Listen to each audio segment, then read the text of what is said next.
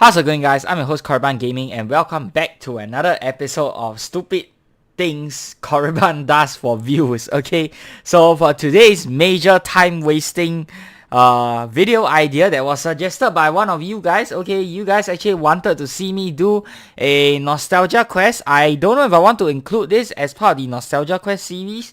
Okay, I think I will just put this as a separate video on its own.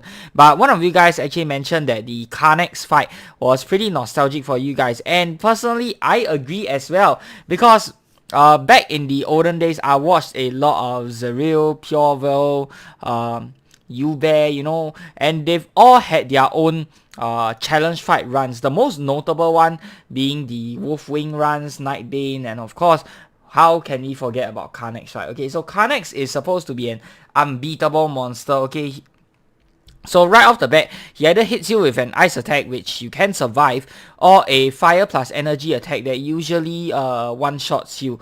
Okay, so I did not change up my build this time, but I did change up some items. Okay, the fight itself, it only took 15 minutes, which was a lot shorter than I thought. And yeah, the fight went by very quickly, but the painful part is actually not the fight, it's actually the charging up.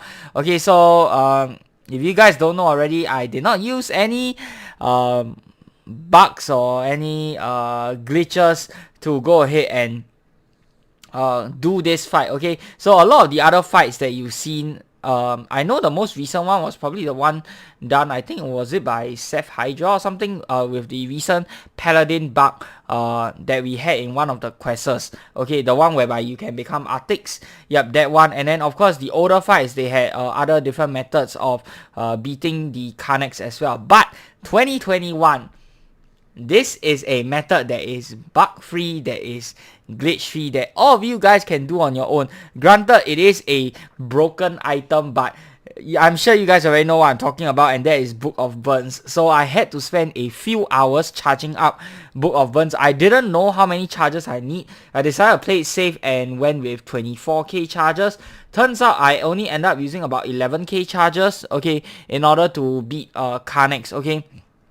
I was of course this is still RNG. Keep in mind I have all of the boosters, and on top of that I also have the there's also RNG in which whether you can hit through Carnax's MPM or not, because Carnax has 120 MPM, which is really high. So after adding in all the BTH items, which I thought would probably be better as opposed to damage boosting miscellaneous items like my blood contract, okay, so I use Ilahi Earth instead to give me a little bit more BTH so I can land my hits more consistently. So your mileage may vary.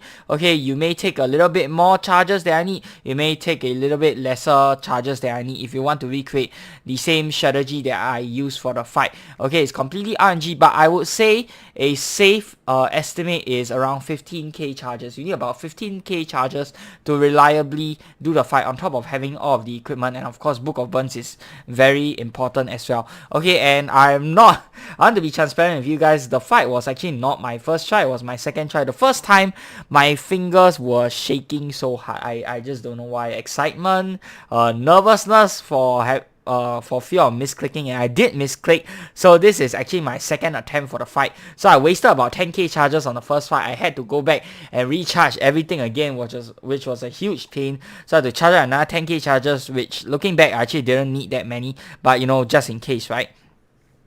Then afterwards I had to redo the fight. So the first time I actually got him down to half health, and then I misclicked. I forgot to toggle on the multicast, and yeah, the fight was over the moment Carnax had a second turn.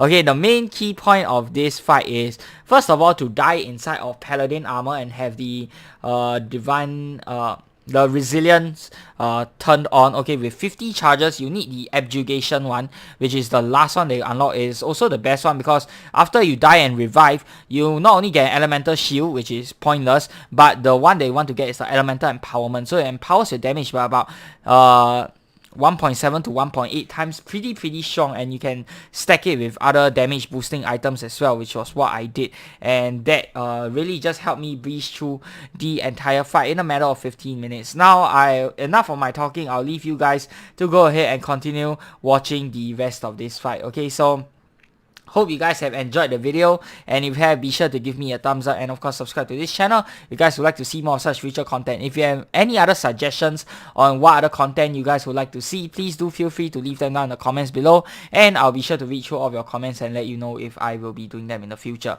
Right, so till the next time, I'm your host Carban Gaming. Peace out.